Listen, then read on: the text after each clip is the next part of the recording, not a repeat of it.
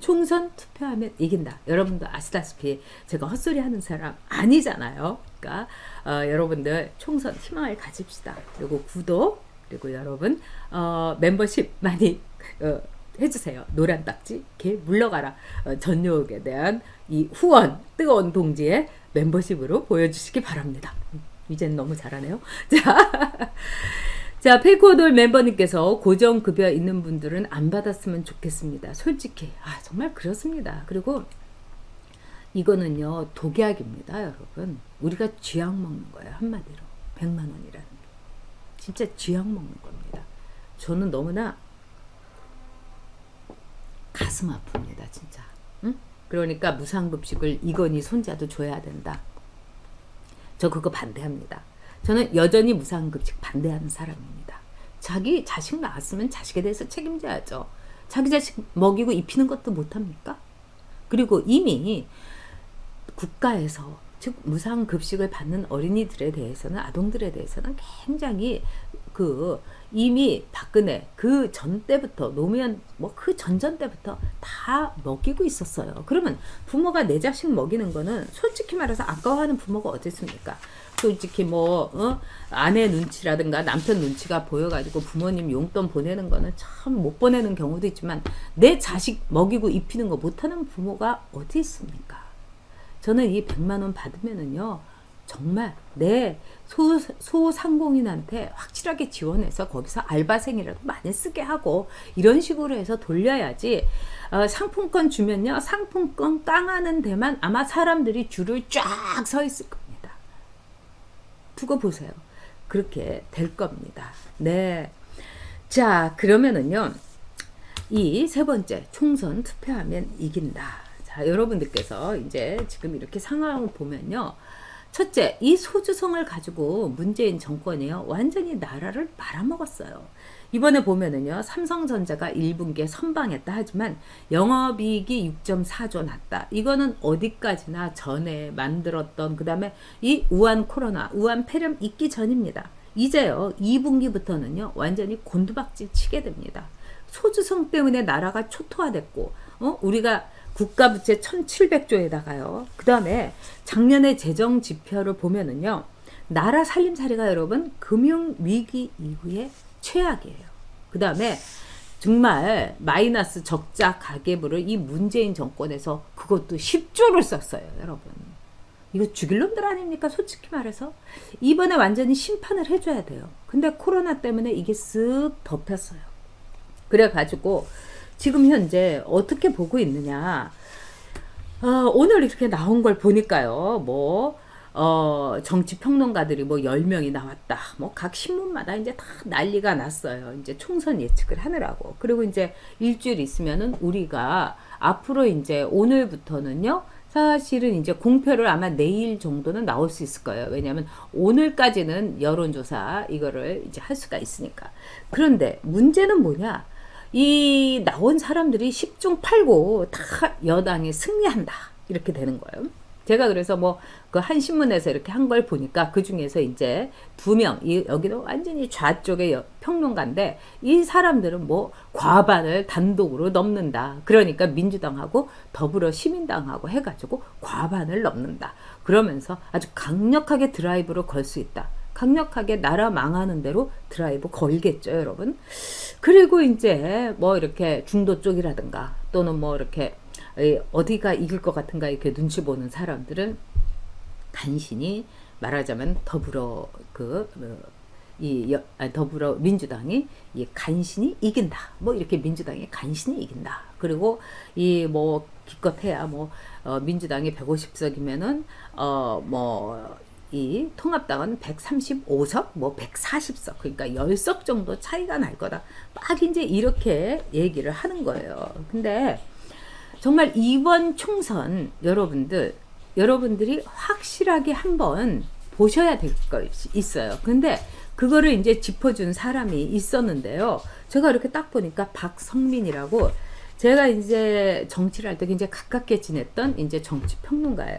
이제 이 사람도 이제 처음에 이제 뭐 운동권이고 뭐 그러긴 했는데 이분이 뭐라고 했느냐. 자기는 알 수가 없다. 이렇게 얘기를 한 거예요. 이번 선거판. 왜냐하면은 여론조사라는 게 정말 믿을 수가 없다. 근데 이 사람은요. 제가 그동안에 거의 이제 10년 가까이 이제 알고 지내고 뭐 10년도 더 넘었네요. 그렇긴 한데 상당히 인간적으로는 괜찮은 사람이에요. 그리고 이 중도라고는 할 수 있는데 이 보수 쪽으로는 이렇게 많이 기울어져 있는 사람이에요. 그리고 이제 지난 이 대선 때는 안철수를 컨설팅을 해주고 이제 안철수를 위해서 이제 해줬죠. 그러니까 이제 여러분은 이제 뻔하죠. 예를 들면은 홍준표는 찍을 수 없고 그 다음에 이 탄핵에 대해서 말하자면은 정말 국민들 앞에서 사과를 하고 뭔가 정리를 해야 되는데 정리를 하지 않으니까 이 홍준표는 찍을 수 없고 그렇다고 해서 문재인은 절대로 안 되고 그러면은 안철수를 찍은 굉장히 많은 사람들이 있는데 그 중에 이제 한 사람이었는데 참 안철수가 이 박성민이라는 정치 평론가에게 말하자면 이렇게 그 부응을 못했다? 이제 이렇게 볼 수 있죠. 근데 이제 이 사람이 얘기한 거예요. 총선 모른다. 즉 통합당이 일당 될 수도 있다. 저는 이 사람한테 좀 걸고 싶습니다. 이 사람의 논리를 여러분께 제가 하나하나 따져 드릴게요. 첫 번째는 뭐냐.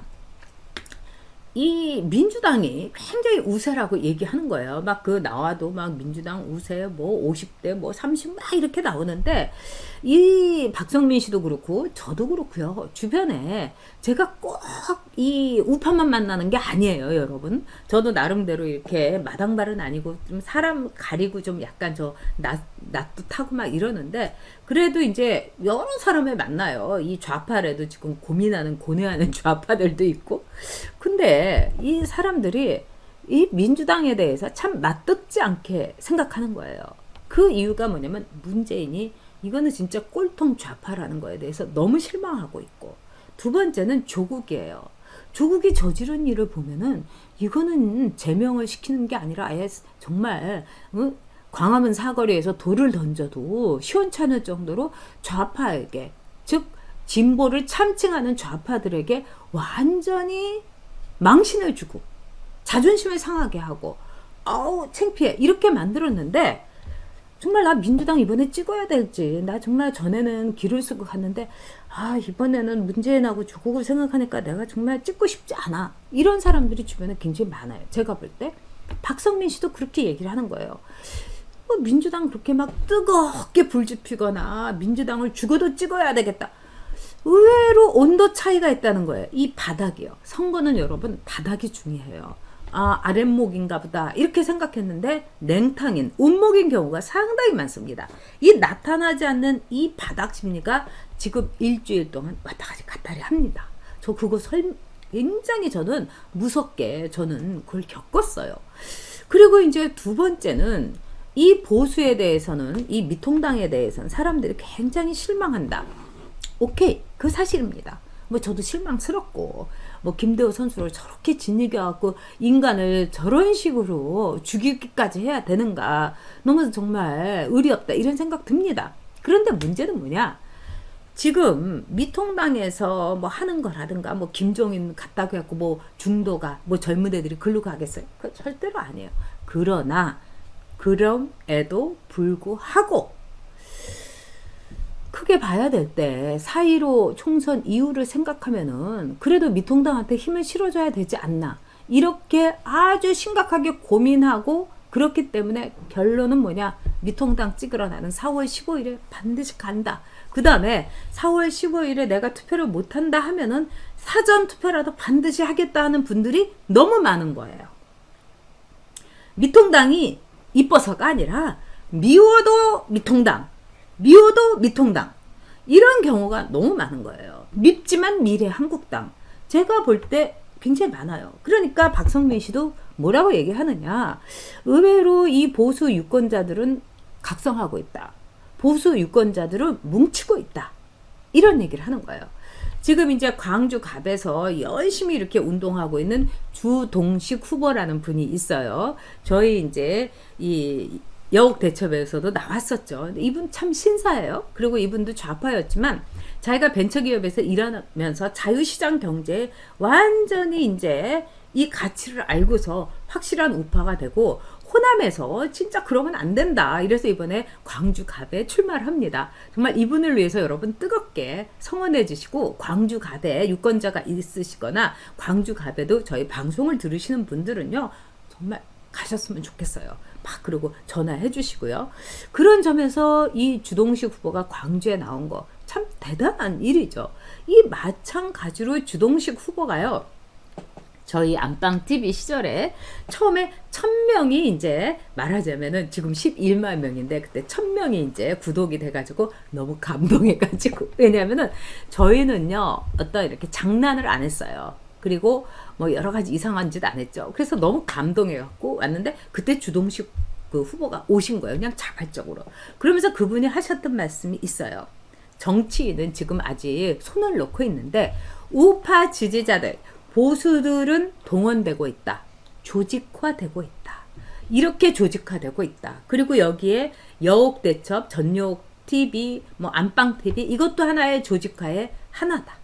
그래서 제가 여러분들한테 정말 전용TV 구독 많이 해주시고 네이버 카페 여옥대첩에 많이 들어와 달라고, 회원가입 해달라고 하는 겁니다. 멤버십도 해주세요. 그 이유는 뭐냐? 우리는 조직화되고 우리는 하나의 말하자면은 동원돼야 된다 이겁니다. 그래서 우리가 진짜 일당 100, 막 일당 10,000 이렇게 하면서 이번 선거에 여러분들이 투표장으로 한 명이라도 쟤네들보다 뜨뜻미직하는 좌파, 그 다음에 그놈아 정말 꿈만 헤매는 데이드리머 같은 정말 백일몽을 꾸는 저 강남 좌파, 이런 애들이 조국 좀 그런데 이러는 동안에 우리는 막 그냥 가자 이겁니다. 그러면 무당파라든가 또는 중도라고 하는 사람들이 이 박성민 씨의 세 번째 분석은 뭐냐? 상당히 중도파들이 지금 국민의당을 있었던 중도파들이 말하자면은 미통당 쪽으로 많이 기울고 있다 이겁니다.